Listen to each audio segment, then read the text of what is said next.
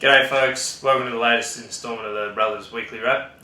This week we come via not a bad day over the range at Yarrabah Seahawks, where we took on the Seahawks in 4 grades. The day got off to not the greatest start from our end. Unfortunately, our second division side, we outmuscled 28-18 against a pretty exuberant Yarrabah side.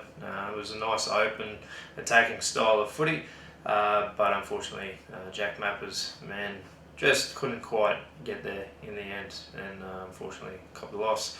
That led into our under-18s game. Our under-18s remain top of the table and undefeated, with another strong win, racking up 50 points, coming out 52-18 winners over Yarry. Bobby Berg's got the guys playing a pretty expansive style of footy. Looks really pretty when it's coming off, which it seems to be doing at the moment, so hopefully those guys can keep up the good work.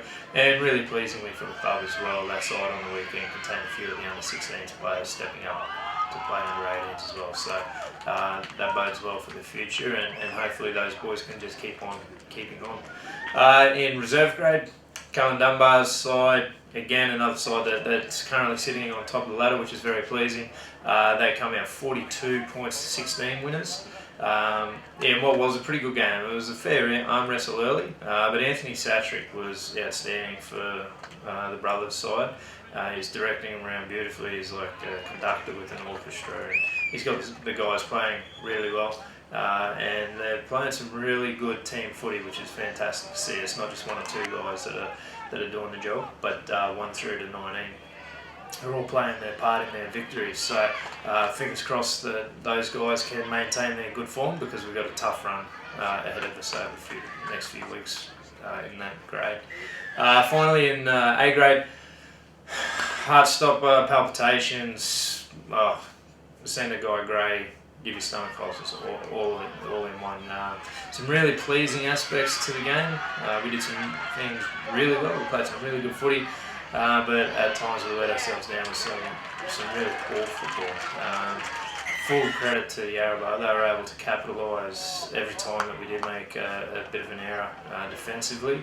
If we went away from our structures just with one person doing the wrong thing, those guys were able to capitalise and get some points on the board. We were eventually able to hold on for a 32 points to 30 win. Both teams had plenty of opportunities to win the game, and both teams actually presented plenty of opportunities to lose the game as well. So fortunately for us, we were able to hold on 6 tries to 5. Got to take my hat off to Charles Merger and his goal kicking on the weekend. In pretty blustery conditions, he was able to just nail it from everywhere, hitting them from the sidelines and the lateral shot never looked like missing. So good on you, Charles. Next time, maybe if you can miss a couple, I'd be much appreciated. For our guys, Benny Fitzpatrick, he's in vintage form, deceptively strong, the guy. It was his best game of the year by a long way, and he is ably supported by the usual suspects. I thought Broski Emery Huniers can continue his strong form. We welcomed him to the side as well, actually, Sonny Ray. That was his first match in A grade at the weekend for our club, and while he's got a couple of things to work on, he was really strong with his carries, made a few line breaks, and I'm really looking forward to Sonny getting a bit more game time as the season continues. But we turn our attention this week. Obviously it's the Anzac round throughout the country. We'll play our games Friday night, where we'll meet Atherton Roosters.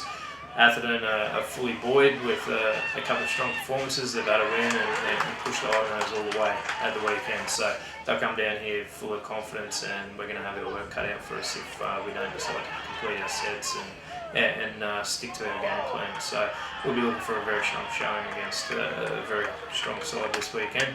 As I mentioned, Friday night, 8 o'clock down at Stan Williams Park. It's great to be able to play the Friday night and free up the whole weekend, especially when there's an event so important as what Anzac Day is to so many of us on Saturday morning.